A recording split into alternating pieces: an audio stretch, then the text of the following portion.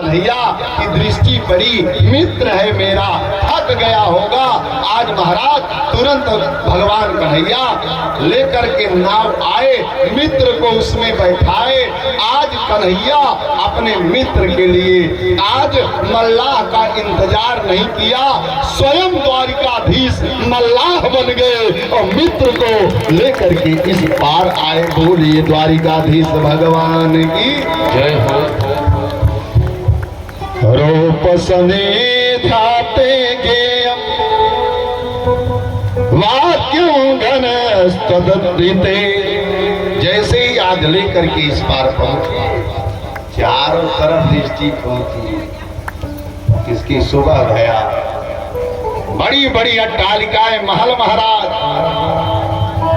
दृष्टि पड़ी श्री कृष्ण, एक राहगीर जा रहा, उससे बुलाए, भैया तारीख एक बात सुनो, मोको द्वारिकाधीश से मिलना है और मेरे मित्र हैं कृष्णचंद्र, क्या आप मार्ग बता सकते हो?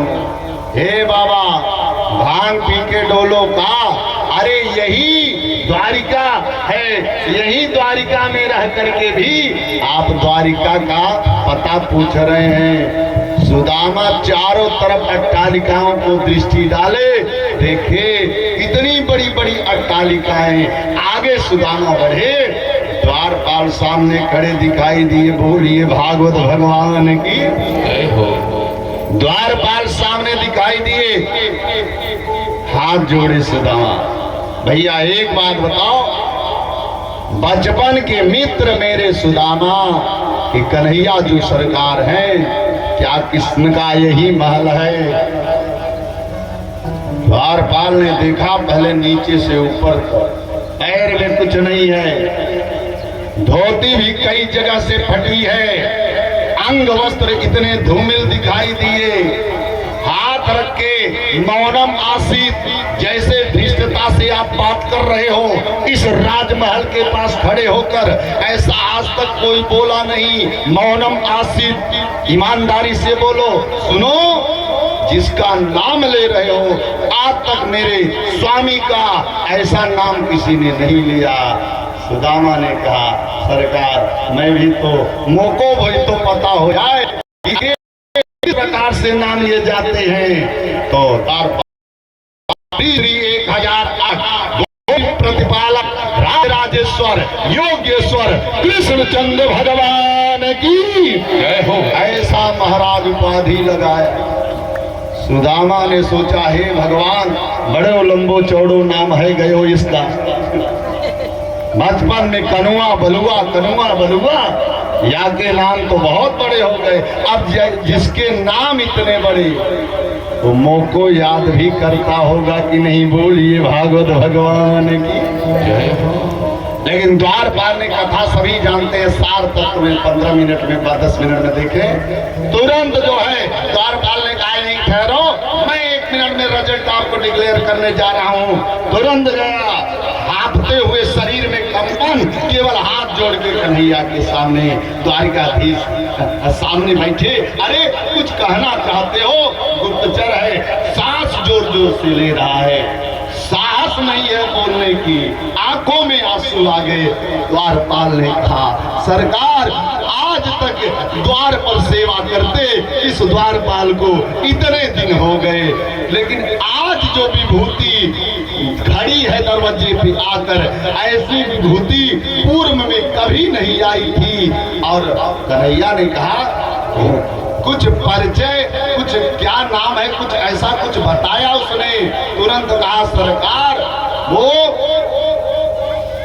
जैसे ही मन में विचार आया, चिंतन चल रहा था, आज मन में देखे और शेष पगा न झगा तन में, प्रभु जान को आही बसे के ही ग्रामा, धोती फटी सिलटी दुपटी और पायों पासन की नहीं श्यामा, और द्वार खड़े तुझ दुर्बल एक रहो मुख सो वसुधाय अभिरामा।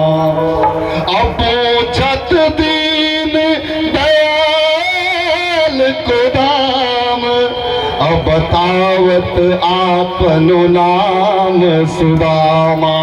सुदामा सुदामा जैसे ही महाराज द्वारिकाधीश सुने, जैसे ही सिंहासन से कूद पड़े और जो पट है महाराज दुपट्टा कहीं और गिर गया और तुरंत पट बाहर गिरा। सुदामा सुदामा सुदामा, तालियों से अभिवादन करें। सुदामा सुदामा ऐसे महाराज जैसे ही पहुंचे, सुदामा समझ गए अब मेरा मित्र आने वाला नहीं। कुछ समय हुआ, लौटने लगे महाराज, जैसे दूर जाने लगे। सुदामा उधर मुख करके खड़े, कन्हैया देखे सुदामा सुदामा जैसे ही घूम करके महाराज जैसे ही दृष्टि पड़ी, घूम करके देखे जब भगवान कन्हैया और सुदामा के नयन एक में मिले महाराज, जितने देवता हैं सभी देवता पुष्पों की वर्षा करने लगे महाराज। सब देवताओं ने पुष्प बरसाना शुरू कर दिया और गले से दोनों मित्र मिले। सुखदेव स्वामी राजा परीक्षित से कहते, राजन दर्शन कर लो, कौन कहता है कि सुदामा गरीब है। आज हृदय से भगवान लगाए और दोनों मित्र कोई किसी से कुछ नहीं बोलते महाराज, कोई किसी से कुछ नहीं बोलता।